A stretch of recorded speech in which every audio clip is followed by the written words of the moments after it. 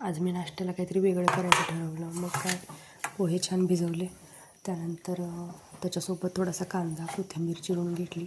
मिरच्या 1-2 चिरून घेतल्या.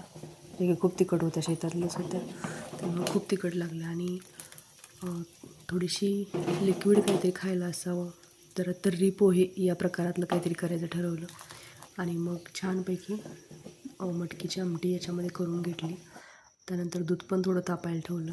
आणि हे करत करतच पोहे छान तयार झाल्यावर मग त्याच्यावर छान कोथिंबीर टाकली. छान शेंगदाणे वगैरे घालून केले होते, त्यामुळं भारी वाटत होतं. आणि मग त्याच्यासोबतच मी छान आमटी आणि थोडंसं त्याच्यासोबतच फरसाण पण मी घालते. मला खूप आवडतं तसं पोहे, तर्री पोहे खाल्ल्यासारखं फील. आणि मिसळमध्ये पण तुम्ही बघितलं असेल की या पद्धतीनं पोहे असतात, मोडाची आमटी असते आणि भरपूर सारी शेव आणि फरसाण घातलेलं.